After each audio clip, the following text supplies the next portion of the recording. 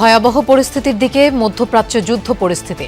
যুক্তরাষ্ট্র, ইসরায়েল সহ ৬ মিত্র দেশের সাথে একাই লড়ছে ইরান।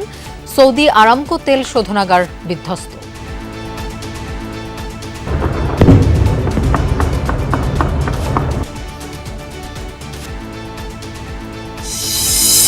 খামেনি হত্যা আন্তর্জাতিক আইনের লঙ্ঘন, পররাষ্ট্র মন্ত্রণালয়ের বিবৃতি। কুয়েত, বাহরাইনে বাংলাদেশি নিহতের ঘটনায় উদ্বেগ, চরম আতঙ্কে প্রবাসীরা। সকাল ৭টা সাড়ে ৭টা বাজে একটা বোমা বিস্ফোরিত হয়েছে আমাদের ইন্ডাস্ট্রিয়াল এরিয়াতে। বিরাট শব্দ করতেছে, আমরা আতঙ্কের জন্য রুম থেকে দৌড়ে বাইরে আসছি। আতঙ্কের ভিতরেই, কারণ কিছুক্ষণ পর পরে এরকম বিকট শব্দ আসতেছে। বিরোধী দল থেকে ডেপুটি স্পিকারের জন্য নাম চেয়েছে সরকারি দল। সংসদের চিফ হুইপ সহ ৭ হুইপ নিয়োগ। উদ্বোধনী অধিবেশনে ভাষণ দেবেন রাষ্ট্রপতি।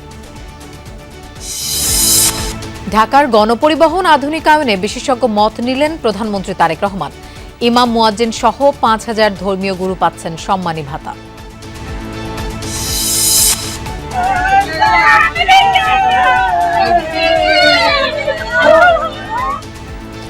সিরাজগঞ্জে বিএনপির দুপক্ষের সংঘর্ষে নিহত ২। মুন্সিগঞ্জে বাজারের টেন্ডার নিয়ে নিজেদের মধ্যে সংঘাত।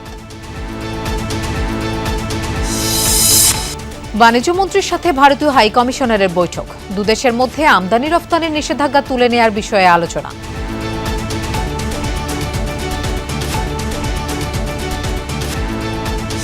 রোজার মাসে বইমেলায় শুনশান নীরবতা।